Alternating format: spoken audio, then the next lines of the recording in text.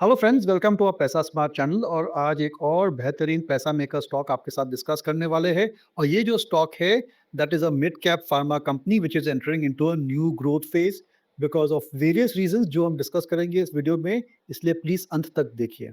आगे जाने से पहले आपको फिर से रिमाइंड करना चाहूँगा कि हमारा मॉडल पोर्टफोलियो हमने लोड किया है ऑन smallcase.com। इस पोर्टफोलियो का नाम है पैसा स्मार्ट वेल्थ बिल्डर। और आप इस पोर्टफोलियो यानी कि इस बास्केट को आप सब्सक्राइब कर सकते हैं। और नए साल का जो डिस्काउंट कूपन है वो है दीपन 25।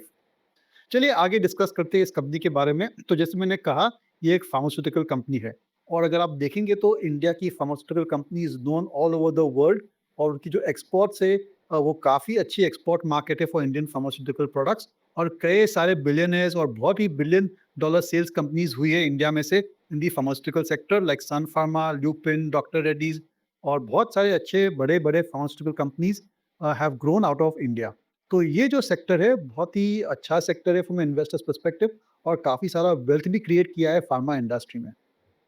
लेकिन फार्मा इंडस्ट्री में जो सबसे प्रॉफिटेबल ऑपरेशन है, जो सबसे प्रॉफिटेबल बिजनेस है, that is to export to the US generics market. क्योंकि आप इंडियन कॉस्ट में आप मैन्युफैक्चर करते हो and then you are exporting at US prices. तो कंपनी की जो मार्जिन रहती है इस बिजनेस में वो बहुत ही बढ़िया रहती है, anyway from 30% to 60-70% as well. 3-4 साल से ये जो यूएस जेनरिक सेल्स है, वहाँ पर हमने स्टैग्नेंसी देखी थी।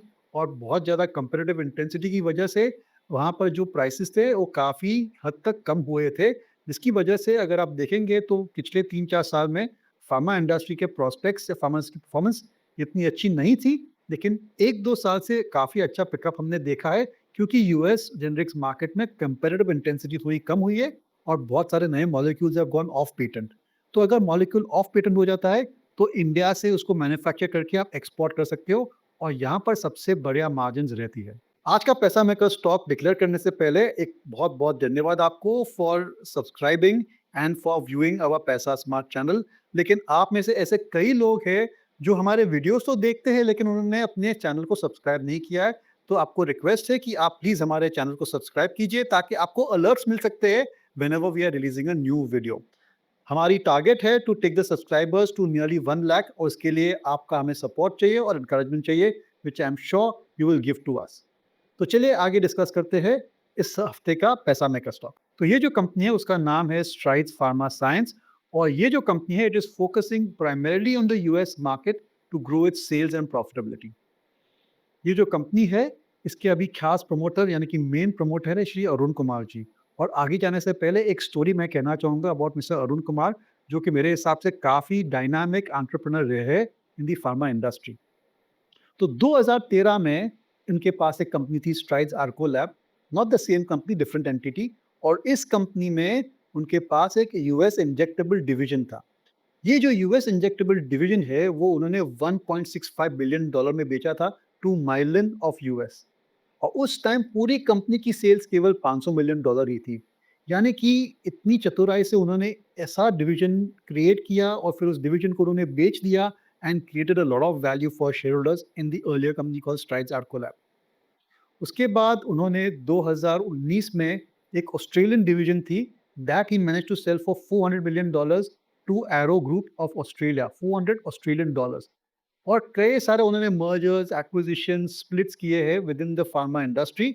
और आज जो ये कंपनी है स्ट्राइड्स फार्मा साइंस, ये उनकी सबसे ज़्यादा फोकस और सबसे बड़ा उनका व्हीकल है इन दी फार्मा इंडस्ट्री।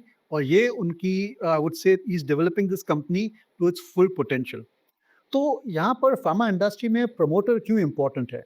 प्रमोटर इसलिए इम्पोर्टेंट है कि प्रमोटर और मैनेजमेंट टीम की ये जो जजमेंट कॉल रहती है कि कौन से मॉलिक्यूल पर आपको फोकस करना चाहिए, कहाँ पर कंपटीशन कम है, कैसे उसको लो कॉस्ट तरीके से मैन्युफैक्चर कर सकते हैं, कहाँ पर मैन्युफैक्चर करना, कितना बैकवर्ड इंटीग्रेशन करना, ये सभी डिसीजंस, ये सब जजमेंट कॉल मैनेजमेंट रहती है लेती है। और अगर मैनेजमेंट के ये जो डिसीजंस है वो अच्छे रहते हैं, then immediately that molecule is a success for the pharma company and then it can earn very good revenues and profits from it. और ये जो अरुण कुमार जी है उनकी पूरी टीम है, they have an excellent track record in identifying the right molecules that they should focus on the US market. हजारों molecule है US market में which are off patent, which can be supplied from US. लेकिन गिने चुने ऐसे molecule है जहाँ पर दाम अच्छे हैं, जहाँ पर competitive intensity कम है और जहाँ पर मार्जिन्स और डिमांड अच्छे रहेंगे।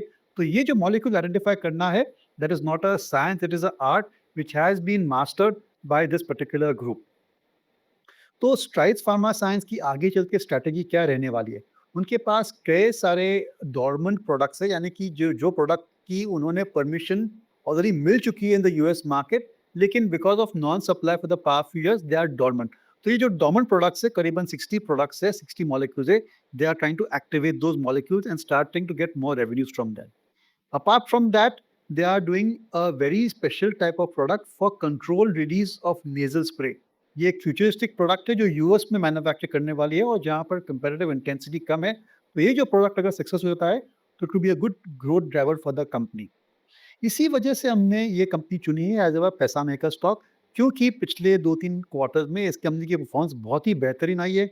मैनेजमेंट का कहना है कि they will target $400 million of revenues just from US generic market, और पिछले क्वार्टर में यानी सितंबर क्वार्टर में ये जो सेल्स था वाज अबाउट $75 मिलियन। तो मेरे ख्याल से इस कंपनी की फ्यूचर बहुत ही बढ़िया है। They will keep on launching new products और activating their old products in the US market and gradually also expand into other regions जहां पर उनकी स्ट्रेंथ है। चलिए कंपनी के फाइनेंशियल्स और अन्य कुछ पैरामीटर्स डिस्कस करते हैं। तो at the current price of around 674 इस कंपनी की मार्केट कैप है केवल 6200 करोड़, यानी कि एक मिड कैप कंपनी है। कंपनी की जो सबसे बढ़िया बात जो इन्वेस्टर को पसंद आनी चाहिए वो है उसकी वैल्यूएशन।